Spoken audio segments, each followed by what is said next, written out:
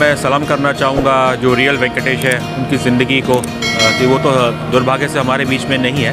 So I think you should come and you should watch the movie, but it is definitely an emotional roller coaster ride. Award winning performance, Kajol, Vishal, मतलब ऐसा लगता है अगर इनका award नहीं मिला तो मतलब अवार्ड वेस्ट हो जाएगा. वो स्पेशली फॉर रेवती जी मैं 3 या 3.5 स्टार दूँगा. I think 3. Guys, do come. तो इस हिसाब से मैं 3 दूँ. Thank you so much. सलाम वेंकी, कैसी लगी मूवी और कैसा था आपका अनुभव, क्या कहना रहेगा?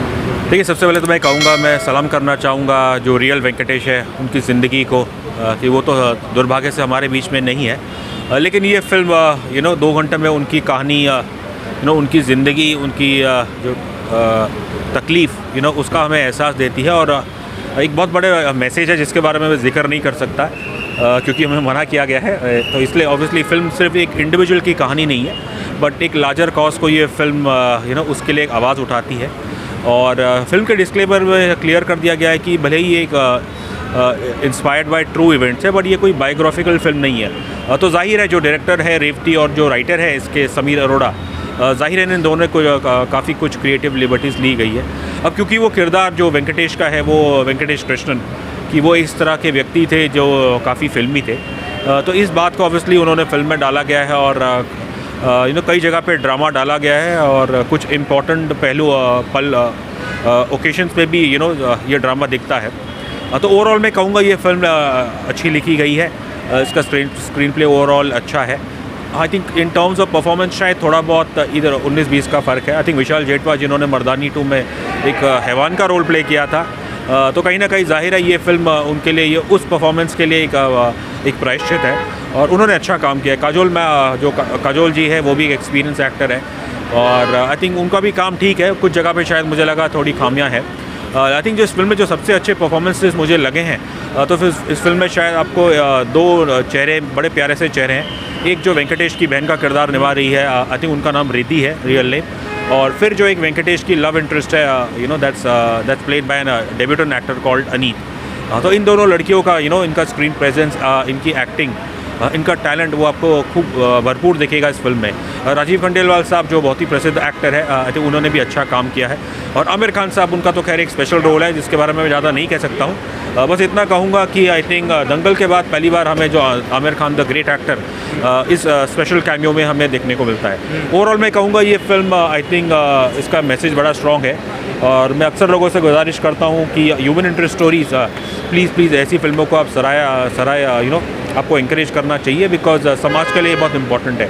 एंटरटेनमेंट का मतलब ये नहीं है कि सिर्फ आप थिएटर में बैठे और हा करके आप हंस रहे हैं. आई थिंक ऐसी फिल्में आपको छू जाती है या आपको काफ़ी कुछ सिखाती है और आपको सोचने पे मजबूर करती है. और जो इस फिल्म का मेन मैसेज है, मैं उम्मीद करता हूँ कि इस फिल्म के बाद उस विषय पे फिर से चर्चा होगी.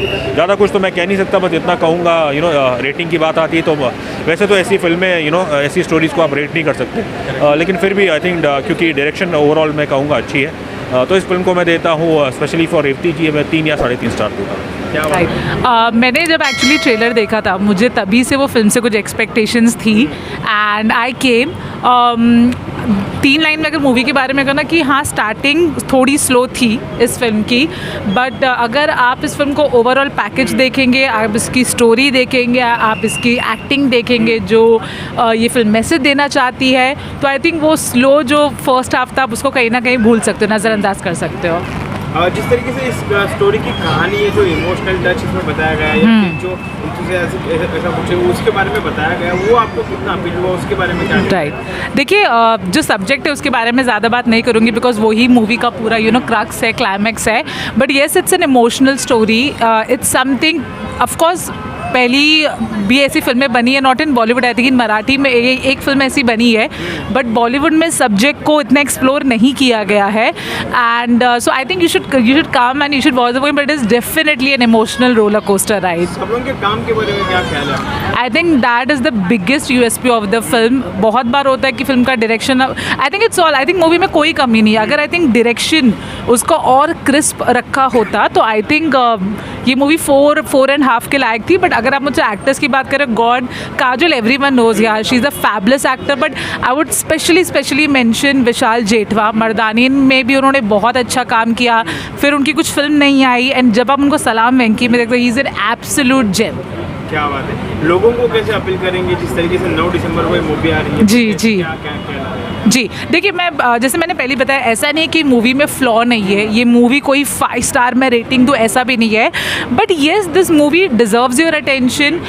पैसा खर्चा ना खर्चा तो ये आपका कॉल है, बट येस थिएटर में आप आएँ, आप अपना 2-2.5 घंटा बैठे, उसके लिए वर्थ द वेट है, वर्थ द वॉच है। या ऐसा कुछ पर्टिकुलर सीन आपका रहा है पूरे मूवी देखने के बाद मतलब सबसे ज़्यादा फेवरेट बन चुका हो या फिर सबसे ज़्यादा मूड आपको हो चुका हो? No, I think every time, I think last एक सीन है जब विशाल जो ये वेंकी का कैरेक्टर प्ले कर रहे हैं, आई थिंक उनका स्पीच चला जाता है, and see I think that is the part, you know, that is the thing about a great actor. वो सीन स्ट्रॉन्ग भी नहीं होता है ना उन्होंने, बिकॉज जैसे मैंने कहा direction is not that strong, but जिस तरह से विशाल ने वो साइन लैंग्वेज यूज़ करके जो अपनी एक्टिंग को, उस सीन को स्ट्रॉन्ग बनाया है, so I think it is more of Vishal rather than the direction. ज़्यादातर 5 में से कितने स्टार देना चाहिए? I think 3 guys do come, do watch, give it a chance. I think ये थिएटर में आके बैठना, देखना, स्पेशली एक्टर्स के लिए, विशाल काजोल के लिए डेफिनेटली बहुत है। क्या बात है? मतलब इंटरवल तक तो पिक्चर मुझे बहुत स्लो लग रही थी, क्योंकि वही बीमारी का, और एक्चुअली लॉकडाउन में इतने लोगों को हमने खुद ने पर्सनली मरते हुए देखा है तो वो सब चीज़ें दिमाग में, तो कोई भी मतलब ऐसा चाहता नहीं है कि इस तरह से देखे, तो ये पूरी इंटरवल तक वही सब चल रहा था बीमारी के बारे में। लेकिन इंटरवल के बाद जो स्टोरी ने पिकअप पकड़ा वो मुझे बहुत अच्छी लगी।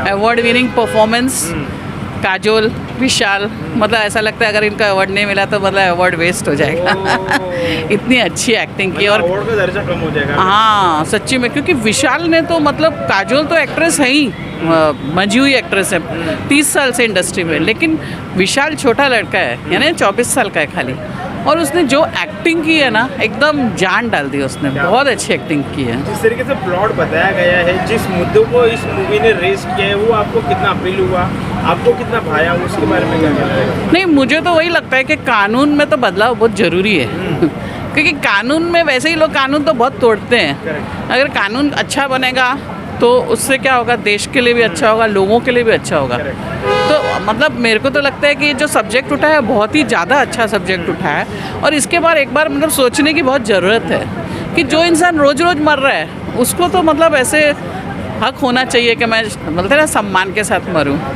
क्या बात है। हाँ। जिस तरीके से मूवी के गाने हैं, बैकग्राउंड स्कोर काफ़ी खूबसूरत तरीके से आपको कितने भाई, उसके बारे में थोड़ा सा आपका पॉइंट। मुझे लास्ट सॉन्ग जो काजोल गाती है वो मुझे बहुत टचिंग लगा। मुझे लगा पता नहीं अभी वो कैसे क्या गाना होगा, लेकिन वो गाना बहुत दिल को छूने वाला था। काजोल ने उसमें बहुत अच्छी एक्टिंग की, और लड़के की भी जो वो टाइम पे एक्टिंग है बहुत ही अच्छी है, और बाकी भी एक लड़की के साथ उसका रोमांटिक सॉन्ग है वो मुझे बहुत अच्छा लगा।